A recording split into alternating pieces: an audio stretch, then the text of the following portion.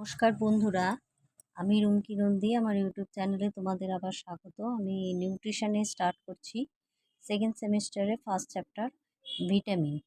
তো ভিটামিনের দেখো ডেফিনেশন কি আমরা যদিও জানি, ভিটামিন যে গুরুত্বপূর্ণ যৌগ রাসায়নিক খাদ্যবস্তু আগের দিন বলেছি, আজকে একটু রিভাইজ করছি।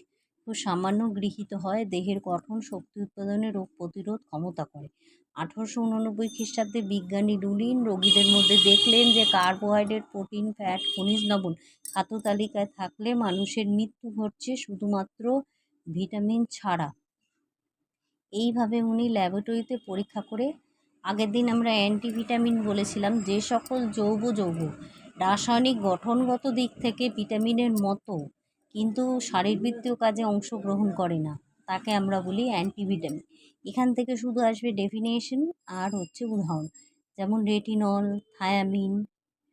প্রোভিটামিন কাদের বলে?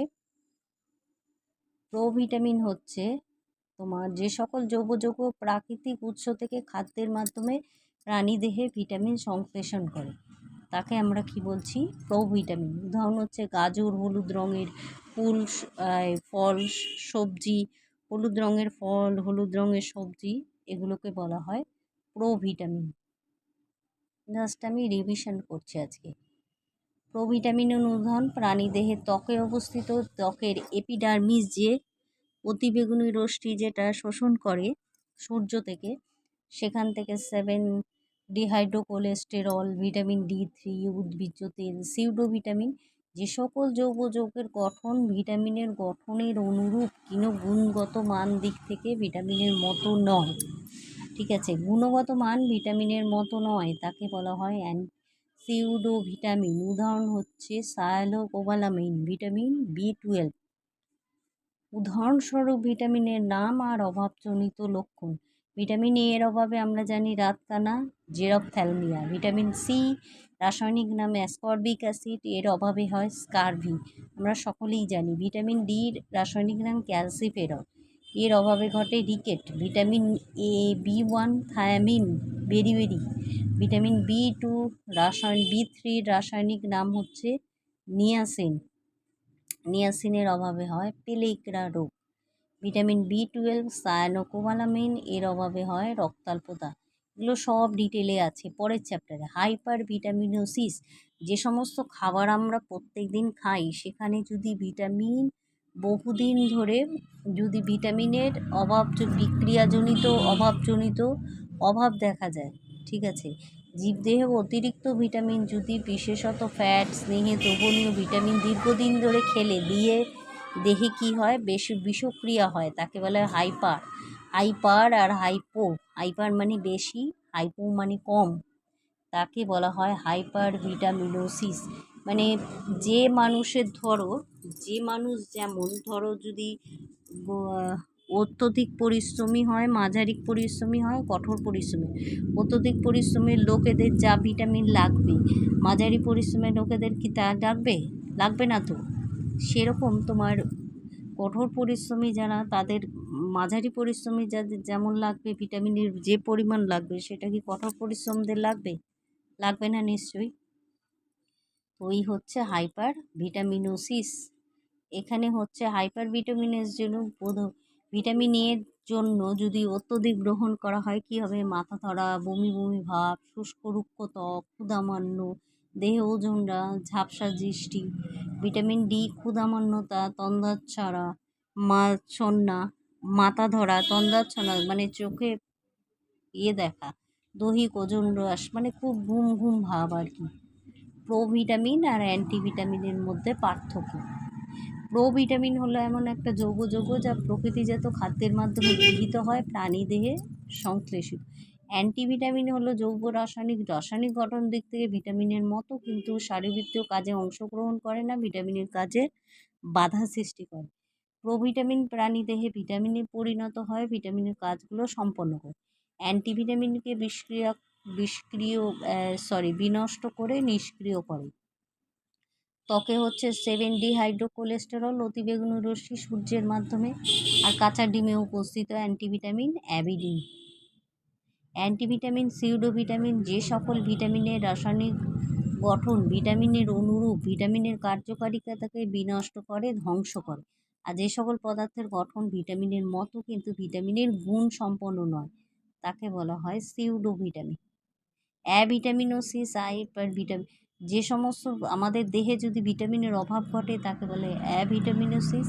আর যদি ভিটামিন খাদ্যে বেশি পরিমাণে থাকে তখন তাকে বলা হয় হাইপার ভিটামিনোসিস।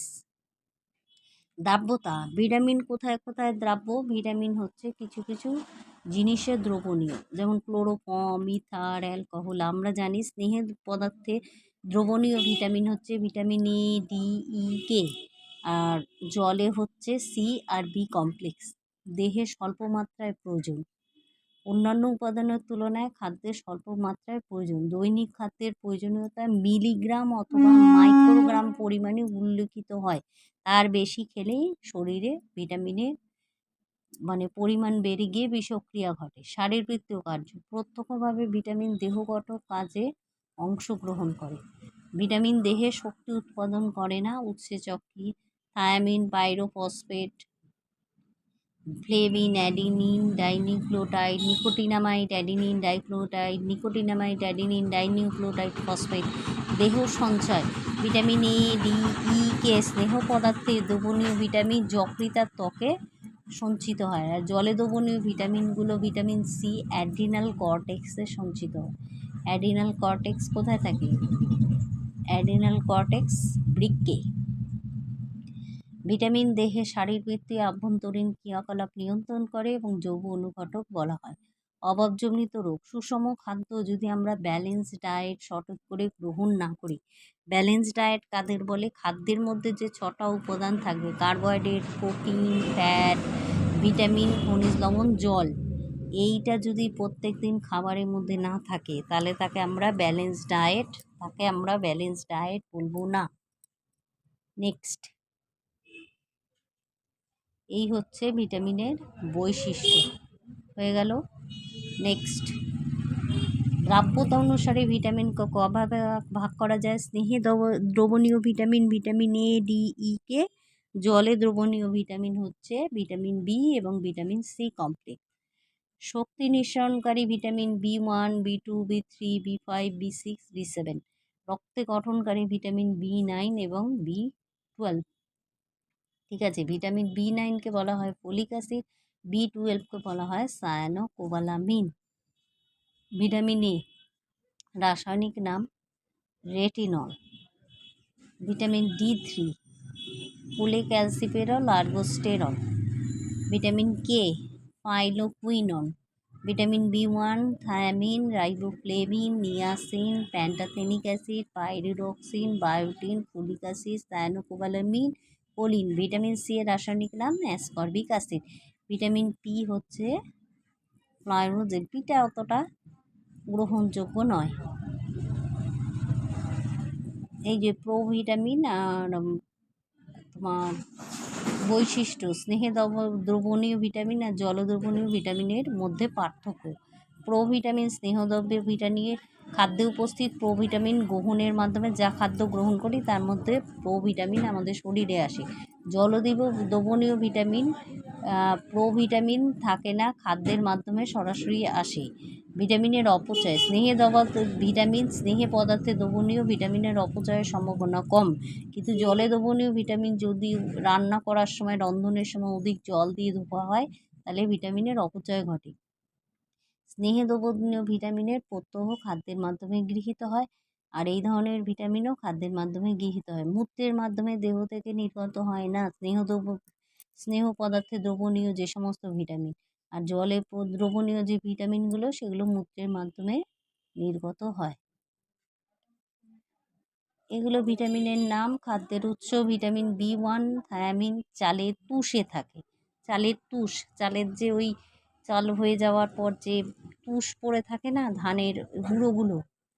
ভিটামিন এ, পলিভার oil, retinol. Vitamin C, ascorbic acid, টক জাতীয় যে কোনো ফলে। Vitamin D, calciferol, cod liver oil. Vitamin বি2, রাইবোফ্লেভিন, মাছ, মাংস, যকৃৎ, ডিম, মাশরুম, বাদাম। ভিটামিন ই, টোকোফেরল, গমের বীজ, তেল, উদ্ভিজ্জ তেল। ভিটামিন K1, সবুজ শাকসবজি, বিশেষ করে B5 হচ্ছে প্যান্টাথেনিক অ্যাসিড, মাংস, গোটা শস্য দানা। B6 পাইরোডক্সিন, মাংস, দুগ্ধজাত খাদ্য। B7 বায়োটিন, মাংস, দুগ্ধজাত খাদ্য, দ্রব্য, ডিম। B3 নিয়াসিন, মাংস, শস্যদানা। এই হচ্ছে, এখানে বোঝাবার কিছু নেই, ঠিক আছে। এই ছিল ফার্স্ট চ্যাপ্টার। আজকের মতো ক্লাস এখানেই শেষ করলাম। যদি ক্লাসটি ভালো লেগে থাকে অবশ্যই সাবস্ক্রাইব করো। সাবস্ক্রাইবের পাশে বেল আইকনটা প্রেস করে দিও, যাতে এই ধরনের যে সমস্ত ভিডিও বানাবো তোমাদের কাছে চলে যায়। আমি নিউট্রিশনের ভিডিও দেবো এবার থেকে, ঠিক আছে। নিউট্রিশনের একটা চ্যাপ্টার করে তোমাদেরকে ভিডিও দেব। তো আজকের মতো এখানেই শেষ করলাম। চলো বাই, তোমরা খুব ভালো থেকো। আর বন্ধুবান্ধবের মধ্যে ভিডিওটি, এই চ্যানেলটি অবশ্যই নতুন যারা দেখছো তারা বন্ধুবান্ধবের মধ্যে শেয়ার করে দিও। যত বেশি শেয়ার করবে তত আমার ভালো হবে। আর 11-12 স্টুডেন্টরা যদি দেখো তাহলে তো খুবই ভালো। আর তোমরা যদি ইন্টারেস্টেড থাকো তাও আমার কাছে পড়তে আসতে পারো।